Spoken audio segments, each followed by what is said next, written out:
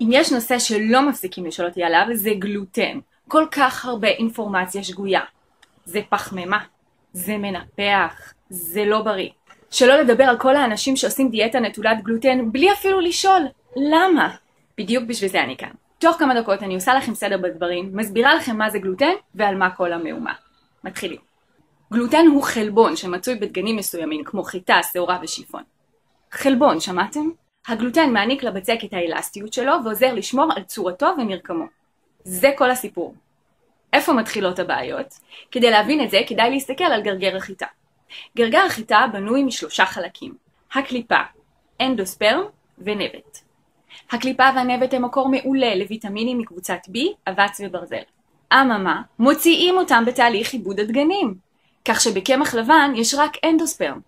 האנדוספרם מכיל את הגלוטן, אך גם כמות גדולה של עמילן. כך שלמעשה קמח לבן מכיל מעט מאוד חלבון, שזה הגלוטן למעשה, והרבה עמילן, שזה למעשה פחמימה די פשוטה. איפה עוד יותר העניין מסתבך? לזה מוסיפים בדרך כלל גם שמן, סוכר, כדי ליצור את המאפים שכולנו אוהבים.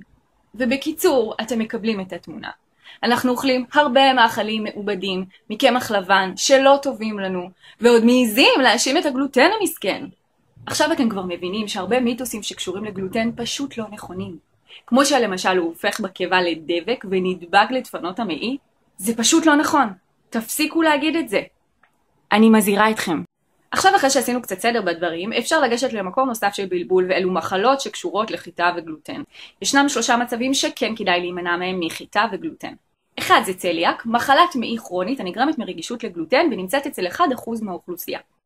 2 אלרגיה לחיטה. שימו לב, חיטה, לא גלוטן, ונמצאת בערך אצל 1% מהאוכלוסייה.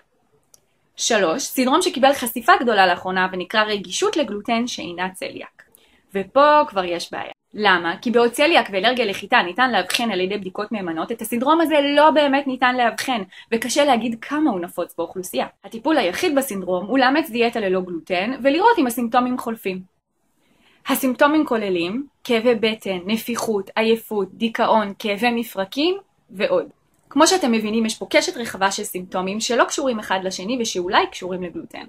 ואז מה שקורה, אנשים מתחילים לאמץ דיאטה נטולת גלוטן, ולפעמים הם גם מרגישים יותר טוב. אך האם בהכרח מדובר בסינדרום? אולי אנשים הורידו את הבורקס והפסטות והמאפים והתחילו לאכול יותר בריא ומסודר ומתוכנן, כי בכל זאת דיאטה ללא גלוטן דורשת תכנון והכנה מראש. ואולי כתוצאה מכך הם מרגישים יותר טוב ואפילו יורדים במשקל. מעולה? אז תשאלו אותי, מה אכפת לך שאני אאמץ דיאטה ללא גלוטן? אז אכפת לי מאוד. יש גם חסרונות לדיאטה כזאת, במיוחד אם עושים אותה בצורה לא מבוקרת. הבעיה הגדולה ביותר היא שאם אכן יש לכם צליאק ואתם עושים דיאטה נטולת גלוטן לפני הבדיקה, המחלה יכולה להיות לא מאובחנת. מה גם שדיאטה נטולת גלוטן היא לא בהכרח דיאטה בריאה. קחו למשל צ'יפס, שהוא הרי עשוי מתפוח אדמה ואין בו גלוטן, הוא בהכרח בריא? כמובן שלא. מוצרים עם התווית ללא גלוטן אינם בהכרח מעידים שהמוצר בריא, ואין שום קשר בין התווית הזאת לבין הערכים התזונתיים של המוצר. מחקרים מצאו שדיאטה ללא גלוטן גרמה לחסרים של סיבים, ברזל, חומצה פולית, צידן, אבץ וויטמינים מקבוצת B. זאת בגלל שרבים מהמוצרים המסומנים ללא גלוטן עשויים מדגנים מעובדים ועמילנים אשר מכילים הרבה קלוריות ומעט מאוד ויטמינים, מינרלים וסיבים. אז קבלו ממני באהבה את כללי הזהב שלי להתנהלות נכונה עם גלוטן. 1. אם אתם חושדים שיש לכם צליאק, גשו לרופא ועשו את הבדיקות המתאימות. 2. במידה והכל בסדר, טפו טפו טפו, ואין לכם צליאק, אתם יכולים קודם לנסות לשנות את התזונה שלכם ולנסות לאכול יותר בריא. 3. אם זה לא עזר ואתם חושדים שיש לכם רגישות לגלוטן שאינה צליאק, ואתם מחליטים בכל זאת על דיאטה נטולת גלוטן, כדאי שתעשו זאת בפיקוח של דיאטנית. ואל תשכחו לגוון עם דגנים אחרים כמו קוסמת, קינוע, תירס ואורז מלא.